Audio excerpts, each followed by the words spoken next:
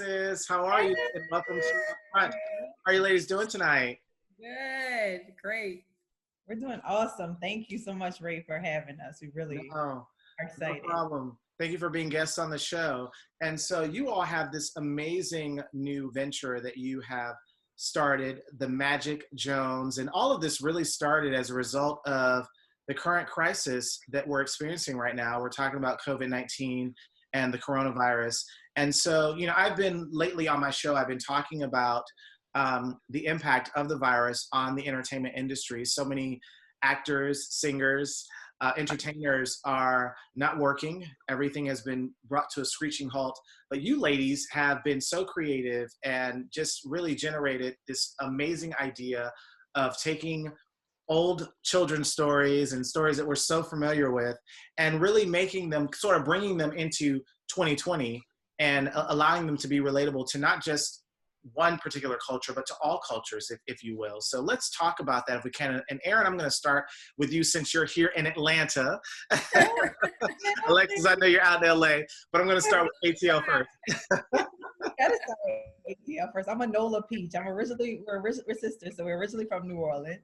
Yeah. And if you moved here from New Orleans, you're a NOLA Peach. So I have totally embraced the culture. Yes, Waffle House. Yes, American Deli. Those are my places. Just don't ask questions. Okay, I'm here when I know my seafood spots here and stuff. So, but it just going back to what you said, Ray. So for us, being a creative during this pandemic, whatever you want to call it, it sparked something in us very deep because we found ourselves being drowned in creativity to escape as adults, to escape this world that we're in. Whether it's a good movie, whether I'm binge watching, whether I'm listening to the OJs or whatever it is, just so I can have a feeling of everything will be okay, or gospel. We're born in the church girls. So whatever it is, just that feeling. And we started the project a little before this, but we, kind of let it fizzle. I sing in Brownstone. Alexis sings with Kanye West Sunday service. But we didn't let it fizzle. We just took, we put it to the side. Yeah, but it was that fast-paced world where you're just on the go, and then your passion projects kind of maybe go to the side because you are always on the go. So with that being said, we wind up saying, you know what, this is a perfect time. We have great partners. Milk and Sis are our business partners, and they're like, come on, y'all, we can do this. And for me as a parent, noticing that they didn't have that many nursery rhymes that look like my kids, that look like me growing up, that looked like Mary Had a Little Lamb was the same girl over and over. I never saw Brown Mary Had a Little Lamb. I've never seen Black Fairy sing Twinkle Twinkle Little Star. I've never seen Happy You Know It, Clap Your Hands with a bunch of diverse group of kids just singing it in a cartoon form. So for us, it was like, not only do we do this as part of our gifts and to use our gifts during this time, which is very hard, which we acknowledge, because you have to dig deep and you really just want to stay in your depression and your blues. And, it's a lot that we are all processing right now. So it takes a lot as a creative. It's our duty to create. Absolutely. Alexis, how did you guys decide which songs that you wanted to sort of revamp and refresh? So I guess it started with me and Arin's writing process. We were at her house, I remember, and we made up some corny song, but we were already in the direction of doing kids music. And then when it got to the hook, we just added Twinkle Twinkle Little Star, and that's for most songwriters. We'll do a ABC melody and then fill in the words, when you're writing a song. So it just came natural. Just Twinkle Twinkle came into a hook, and we was like, wait a second, we can park it here. Like, let's take this, revamp it, and then we just picked some of our favorite songs. On the EP, it's Twinkle Twinkle Little Star, Mary Had a Little Lamb, which we have turned that into a whole mom theme song or dad theme song. And then the happy and you know it, clap your hands. It's actually like a family cookout kind of song. It turned into a fun family cookout. So it's amazing, and I'm thrilled. I can't wait for everybody to hear how we switched it all up. Yeah. And what has been the feedback so far with the song? Because the video, I was playing a little video and I was like, okay, Twinkle. Funny because it has been a lot of adults been like, you know what, this is my jam. I go to sleep with this because it's like comfort food. Like when, you know, that song you remember growing up and just feel good. Twinkle Twinkle Little Star just is a feel good song anyway. Yeah. And we've gotten a lot of DMs that adults are going to sleep to Twinkle Twinkle. So that's something that we intended for kids. It turned into something else.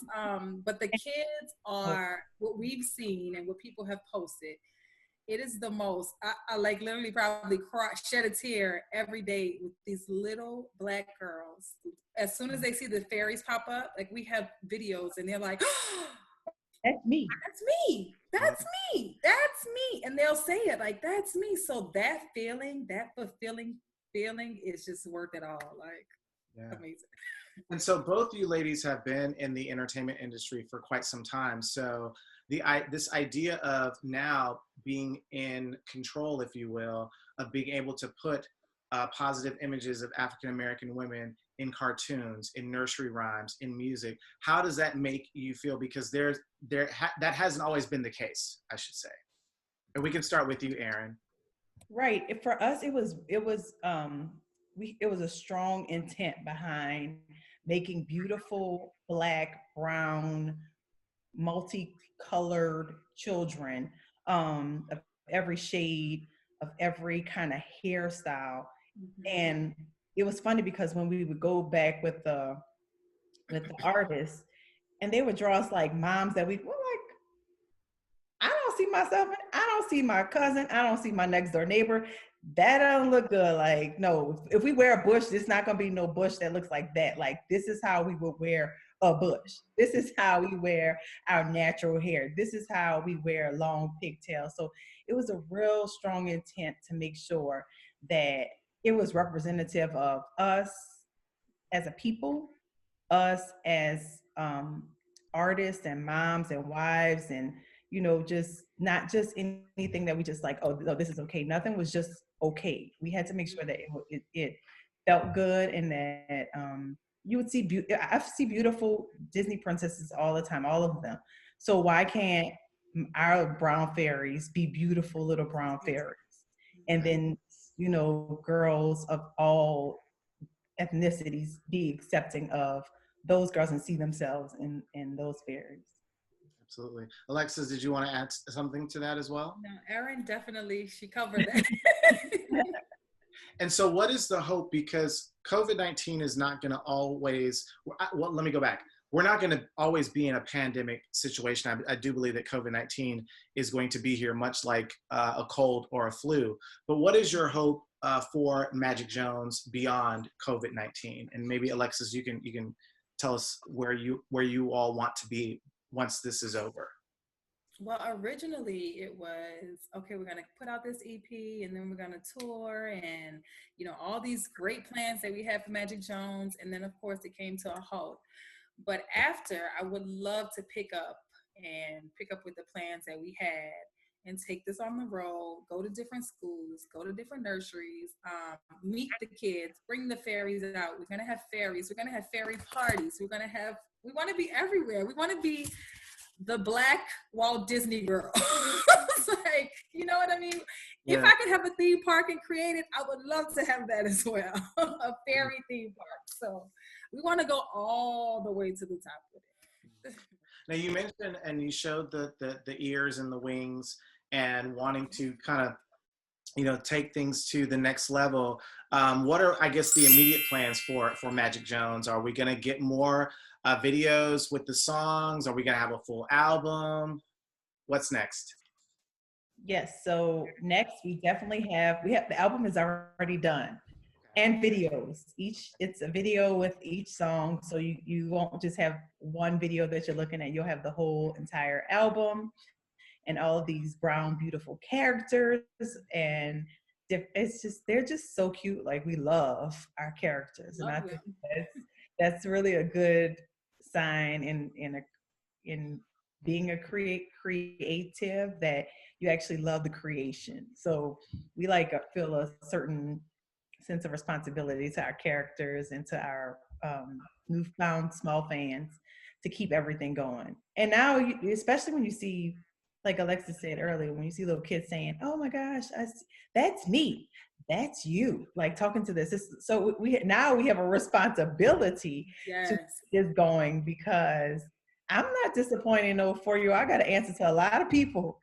You know what I'm saying? I can't do that. Like, it is a huge sense of responsibility now, that we love and we take on and we appreciate. But yeah, this book, so ebooks, immediate though is our album, and that'll be coming out in the next, maybe. And what about a cartoon? Will there be a Magic Jones cartoon? We're gonna say yes. We're gonna say yes to it. We're like positive thinking, yes, for sure. We already have the cartoon characters, and they already got video, so it just coming in with this whole little series, that wouldn't be, that's nothing really, honestly. Yeah. I would love to see the fairies on Netflix, on Hulu, on whoever, but I see the girls taking flight for sure. Yes. Yeah. Wow. Well, Alexis and Arin, thank you so much for being guests today on Upfront. Thank you so much for the Magic Jones and for reimagining all of these classic nursery rhymes for our little brown girls and little brown boys. We so appreciate that, and much success.